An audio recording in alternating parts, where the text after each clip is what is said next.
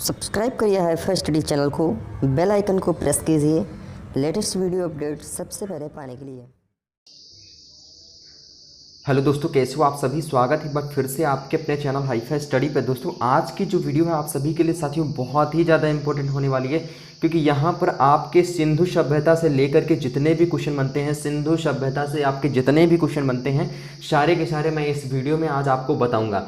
ठीक है, तो ये वीडियो आपके लिए बेहद इंपॉर्टेंट होने वाली है। इस वीडियो को लास्ट तक जरूर देखेंगे सभी साथी। ठीक है, जितने भी क्वेश्चन आपके सिंधु सभ्यता से सारे इस वीडियो में मैं क्लियर कर दूंगा। जितने भी क्वेश्चन बनते हैं सारे के सारे क्लियर कर दूंगा। और इसमें से कुछ क्वेश्चन ऐसे भी हैं दोस्तों जो कि आपके पूछे गए, प्रीवियस में पूछे भी गए हैं डीएलएड में। ठीक है, चाहे 2017 में पूछे गए हों, चाहे 2018 में पूछे गए हों, चाहे 2019 में पूछे गए हों। हिस्ट्री का पार्ट ये आपके बेहद इंपॉर्टेंट होने वाला है, तो वीडियो को लाइक कर देना और आप लोग वीडियो को ज़्यादा से ज़्यादा अपने दोस्तों के साथ इसको शेयर भी कर देना। ओके, चलिए यहाँ पर जो हमारा पहला पॉइंट बनता है वो बनता है कि सभी साथी देखेंगे। सबसे पहला हमारा पॉइंट क्या बनता है कि रेडियो कार्बन सी जैसी नवीन विश्लेषण पद्धति के द्वारा सिंधु सभ्यता की सर्वमान्य तिथि 2350 ईस्वी पूर्व से लेकर के 1750 ईस्वी पूर्व तक मानी गई है। इसमें किसकी खोज हुई थी? C carbon C, radio carbon C. Okay ठीक है, अगला क्वेश्चन यहाँ पर देखते हैं। ओके चलिए अगला क्वेश्चन यहाँ पर साथी ये बनता है, हमारा बन के आता है कि सिंधु सभ्यता की खोज राय बहादुर दयाराम शाहिनी ने की थी। ये तो आपको कंफर्म ही होना चाहिए। जो सिंधु सभ्यता के खोज करता है उन्होंने किसने खोज की थी सिंधु सभ्यता की?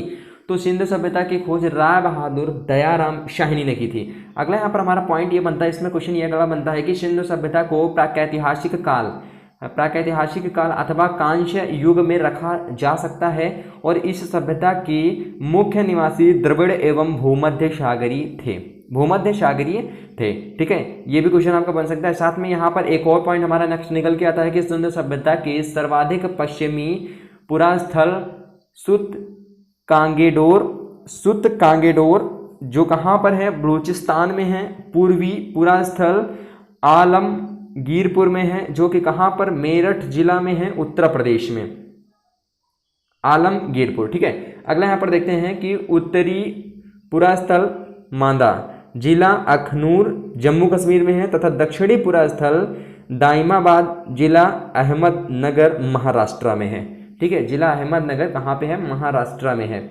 अगला यहाँ पर क्वेश्चन देखते हैं कि सिंधु सभ्यता या सैंधो सभ्यता नगरीय सभ्यता थी। सैंधो सभ्यता से प्राप्त परिपक्व अवस्था वाले स्थलों में केवल 6 को ही बड़े नगर की संज्ञा दी गई है। ये हैं, कौन कौन से हैं? यहाँ पर मैंने हाईलाइट करके रखा हुआ है। मोहनजोदड़ो, हड़प्पा, गढ़वारी वाला या धौलावीरा या राखीगढ़ी एवं कालीबंगन। ठीक है, कालीबंगन। तो ये थे आपकी 6 बड़े नगर जिनको बड़े नगरों में संज्ञा दी गई थी। अगला यहाँ पर क्वेश्चन बनता है कि पॉइंट बनता है साथियों कि स्वतंत्रता प्राप्ति पश्चात हड़प्पा संस्कृत के सर्वाधिक स्थल जो थे वो गुजरात में खोजे गए थे। कहाँ खोजे गए थे? गुजरात में खोजे गए थे। और लोथल एवं सुतकोतदा, ठीक है, लोथल एवं सुतकोदता सिंधु सभ्यता का बंदरगाह था। ये सिंधु सभ्यता जो थी उसका ये प्रमुख बंदरगाह था। अगला यहाँ पर होता था क्वेश्चन या फिर पॉइंट हमारा बनता है कि जुते हुए खेत और नक्शाशीदार ईंटों के प्रयोग का साक्ष्य कालीबंगन से प्राप्त हुआ है। अगर जुते हुए खेत जो थे, ठीक है, कहाँ से प्राप्त हुए थे? तो वो भी कालीबंगा से प्राप्त हुए थे। और साथ में यहाँ पर जो नक्शाशीदार वाले जो ईंट थे ये कहाँ पर हुए थे? तो ये भी हमारे कालीबंगा से प्राप्त हुए थे। तो नक्काशीदार जो ईंट थे, ठीक है, तभी से हमारे जो नक्काशीदार ईंट थे, आप लोगों ने पुराने ज़माने में देखा होगा, जो पुराने ज़माने की दीवार वगैरह थे तो उसमें देखा होगा आप लोगों ने नक्काशीदार जो ईंट होते थे वो छोटे पतले और अजीब तरह के कटिंग से होते थे। ठीक है, आप अगर कहीं भी जाइए तो वहाँ पर आपको, अगर पुराने महल में जा रहे हैं या फिर कहीं पर जा रहे हैं तो वहाँ पर ज़्यादातर पुराने स्थलों पर तो वहाँ पर ज़्यादा नक्काशीदार जो ईंट हैं उनका प्रयोग किया गया था। अगला यहाँ पर पॉइंट बनता है। अगला पॉइंट दोस्तों देखेंगे कि मोहनजोदड़ो, सभी साथी ध्यान देंगे, मोहनजोदड़ो से प्राप्त अन्नागार संभवतः सिंधु सभ्यता की सबसे बड़ी इमारत थी। जैसा कि ये कल क्वेश्चन में जब सामाजिक विज्ञान का मैंने मॉक टेस्ट करवाया था उसमें ये क्वेश्चन आया भी था कि मोहनजोदड़ो से प्राप्त अन्नागार सिंधु सभ्यता की सबसे बड़ी इमारत थी। ठीक है, सिंधु सभ्यता की जो सबसे बड़ी इमारत थी वो कहाँ थी? मोहनजोदड़ो से प्राप्त थी। अगला यहाँ पर बनता है कि मोहनजोदड़ो से प्राप्त बृहत स्नानागार एक प्रमुख स्मारक है जिसके मध्य स्थित स्नान कुंड 11 से 88 मीटर लंबा, 7.01 मीटर चौड़ा एवं 2.43 मीटर गहरा है। यानी कि गहरा ज़्यादा नहीं है लेकिन लंबा ज़्यादा है, ठीक है, और चौड़ा भी उतना ज़्यादा नहीं है। तो ये था क्या, स्नानागार था, प्रमुख स्नानागार। चलिए अगला पॉइंट यहाँ पर बनता है कि अग्निकुंड लोथल एवं कालीबंगन से प्राप्त है। जो अग्निकुंड थे, जो अग्निकुंड के जो साक्ष्य मिले थे वो लोथल एवं कालीबंगा से ही प्राप्त थे। अगला है यहाँ पर कि मोहनजोदड़ो से प्राप्त एक सील पर 3 मुख वाले देवता, एक सील पर 3 मुख वाले देवता पशुपतिनाथ जिन्हें कहते थे की मूर्ति मिली है और उनके चारों ओर हाथी, गैंडा, चीता एवं भैंसा विराजमान है, उनके चारों ओर। ठीक है, तो अगर बात आती है कि मोहनजोदड़ो से प्राप्त शील कितने मुख वाले देवता की मूर्ति प्राप्त हुई, तो 3 मुख वाले, क्या नाम था, पशुपति नाम। उसके बाद यहाँ से आता था कि उनके चारों ओर क्या थे, तो उनके चारों ओर हाथी, गैंडा, चीता, भैंसा आदि विराजमान थे। ठीक है, अगला यहाँ पर मोस्ट इंपॉर्टेंट हमारा टॉपिक बनता है, मोस्ट इंपॉर्टेंट, सभी ने देखा होगा, कांस्य मूर्ति, नर्तकी की कांस्य मूर्ति। आप लोगों ने देखा होगा मोहनजोदड़ो से प्राप्त नर्तकी की कांस्य मूर्ति, जैसा नटराज में एक होती थी ना नर्तकी। ठीक है, तो वो कांस्य मूर्ति कहाँ मिली थी, मोहनजोदड़ो से नर्तकी की एक कांस्य मूर्ति भी मिली थी। कांस्य मूर्ति मैंने हाईलाइट करके रखा हुआ है। देन ये आपको मैं एक बार और बता देना चाहता हूँ कि PDF ये भी आपको टेलीग्राम पे मिल जाएगी। जैसे ये लाइव सेशन खत्म होता है उसके बाद ये प्रीमियर वीडियो जैसे खत्म होती है तुरंत ही आपको मिल जाएगा। ठीक है, तो PDF आप लोग जितनी भी PDF मैं आपको दे रहा हूँ हैंड राइटिंग की, हैंड टाइपिंग की, तो वो सारी की सारी आप लोग डाउनलोड करके रख लीजिएगा, आपके काम आएंगे। क्योंकि इतना कोई टाइप करके आपको PDF नहीं प्रोवाइड करेगा, इतना कोई टाइप करके आपको, मुझे नहीं लगता कि आपके सेमेस्टर में, यहाँ तक कि आपके कॉलेज वाले भी टाइप करके PDF आपको नहीं देते होंगे।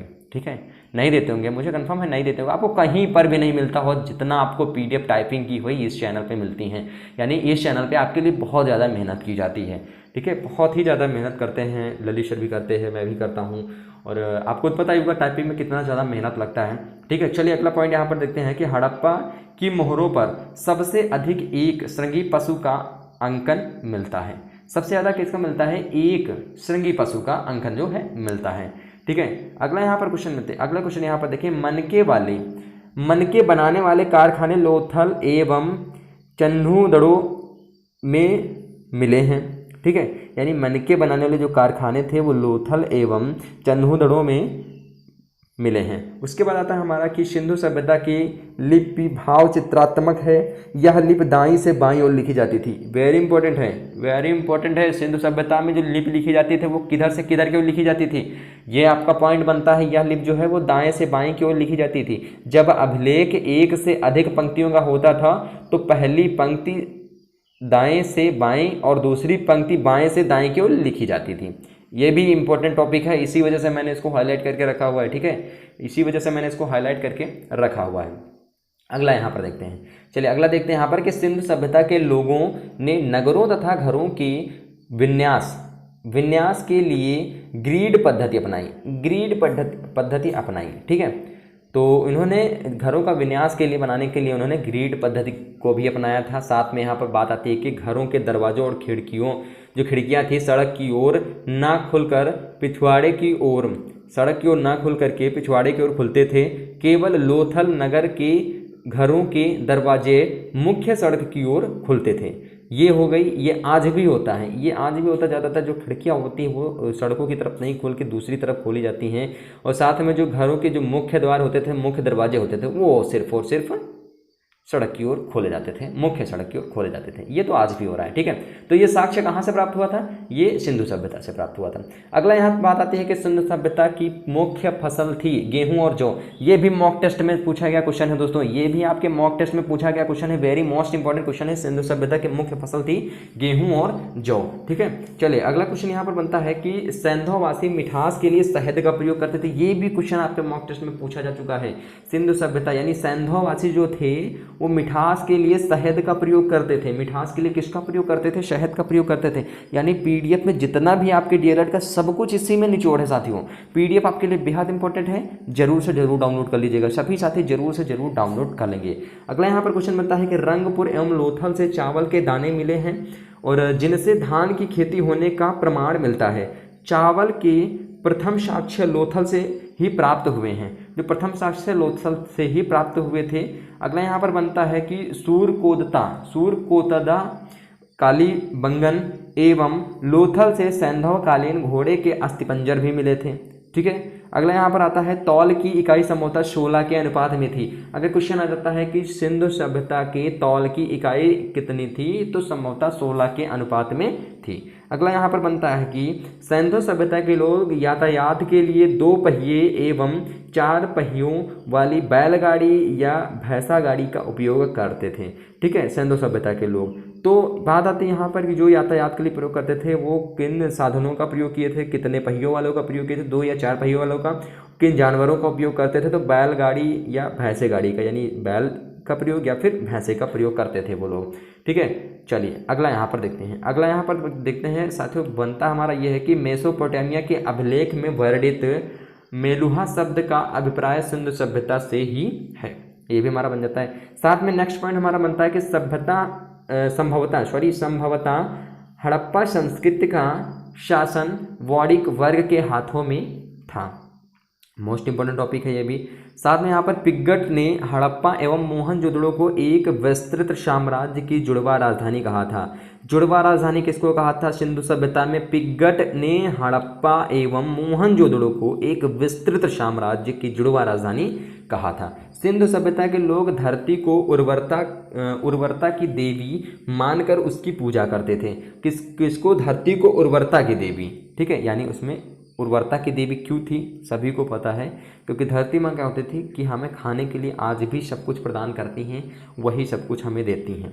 ठीक है, तो धरती को उर्वरता की देवी मानकर उनकी पूजा भी करते थे। ठीक है, चलिए अगला यहाँ पर क्वेश्चन पॉइंट बनता है साथियों कि वृक्ष पूजा एवं शिव पूजा के प्रचलित साक्ष्य जो थे वो सिंधु सभ्यता में ही मिलते हैं, सिंधु सभ्यता से ही मिलते हैं। यानी उस सभ्यता के लोग भी वृक्ष की भी पूजा करते थे, साथ में शिव की पूजा, शिव की आराधना भी करते थे। ये साक्ष्य मिले हैं सिंधु सभ्यता से। ठीक है, अगर पूछ लिया जाता है कि शिव पूजन के साक्ष्य जो थे, शिव पूजन का जो साक्ष्य या वृक्ष पूजन का साक्ष्य जो मिला था वो किस सभ्यता से मिला था, तो आपको याद होना चाहिए सिंधु सभ्यता से मिला था। ओके, चलिए अगला यहाँ पर देखते हैं स्वास्तिक चिन्ह आप लोगों ने देखा होगा, संभवतः हड़प्पा सभ्यता की देन है।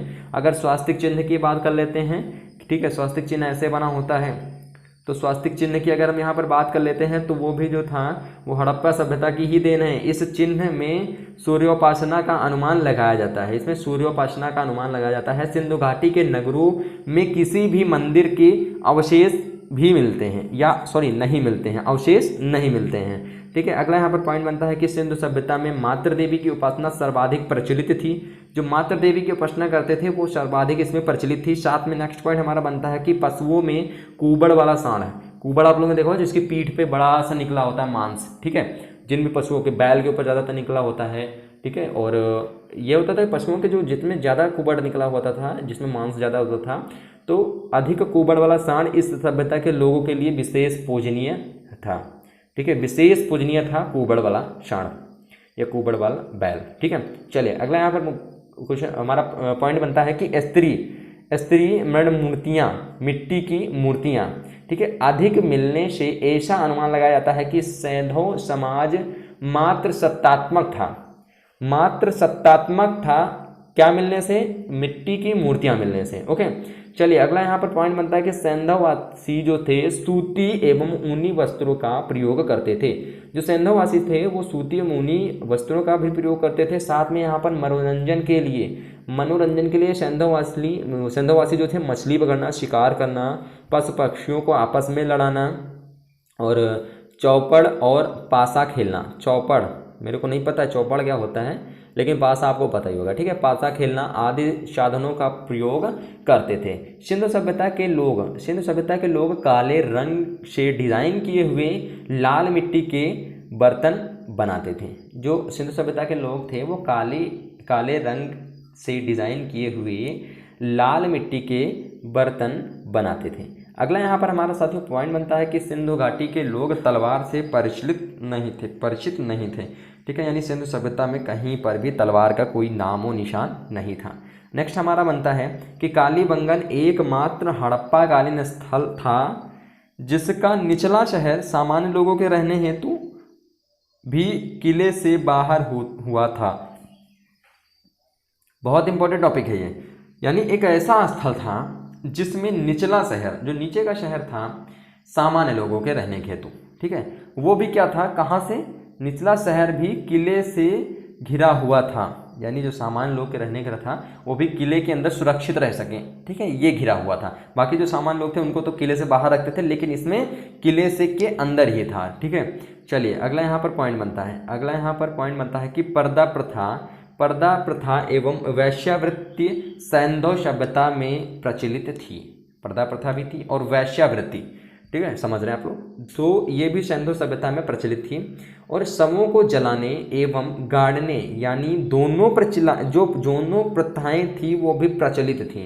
यानी शवों को जो जलाते भी थे और गाड़ने, ये दोनों जो प्रथाएं थे ये दोनों प्रचलित थी। चलिए अगला यहाँ पर बनता है, अगला पॉइंट हमारा साथियों बनता है कि हड़प्पा में शवों को दफनाने जबकि मोहनजोदड़ो में जलाने की प्रथा विद्यमान थी। ये इंपॉर्टेंट टॉपिक बनता है कि हड़प्पा में जो थे शवों को दफनाने की जबकि मोहनजोदड़ो में जलाने की। और लोथल एवं कालीबंगा में युग्म समाधियाँ मिली हैं। जो लोथल था, लोथल और कालीबंगा जो ये बंदरगाह थे, इसमें कालीबंगा युग्म समाधियाँ मिली थी, ठीक है। अगला यहाँ पर बनता है कि सैंधव सभ्यता के विनाश का संभवतः सबसे प्रभावी कारण क्या था, बाढ़ था। सबसे प्रभावी कारण बाढ़ था सैंधव सभ्यता के विनाश का। अगर क्वेश्चन बनता है कि सैंधव सभ्यता के विनाश का सबसे बड़ा कारण बताइए, तो वहाँ पर बहुत सारे कन्फ्यूजिंग ऑप्शन आपके लिए रख दिए जाएंगे, या अगर ऑप्शनल में आता है तब। और बाकी तो अगर आप बाढ़ आता है तो बाढ़ तो याद ही है आपको, तो यहाँ पर आपको बाढ़ ही लिखना होगा। अगला यहाँ पर क्वेश्चन, अगला वेरी मोस्ट इंपॉर्टेंट क्वेश्चन बनता है कि आग में पकी हुई मिट्टी को टेराकोटा कहा जाता था। टेराकोटा कहा जाता था। आग में जो पकी हुई मिट्टी होती थी उसको टेराकोटा कहा जाता था, ठीक है। उसके बाद हमारा सबसे ज़्यादा निचोड़ जो निकल के आता है, सभी साथी सुन लेंगे, सबसे ज़्यादा जो हमारा निचोड़ निकल के आता है वो आता है कि सिंधुकालीन में विदेशी व्यापार। सिंधुकालीन में विदेशी व्यापार। तो विदेशी व्यापार, इसमें क्या क्या होता था विदेशी व्यापार में, आइए हम लोग देख लेते हैं। यहाँ पर देखिए आयातित वस्तुएं और प्रदेश, ठीक है, आयातित वस्तुएं और प्रदेश। सबसे पहले हम लोग देखते हैं कि तांबा, वेरी इंपॉर्टेंट है, ठीक है। सबसे पहले हम लोग देखेंगे क्या, तांबा।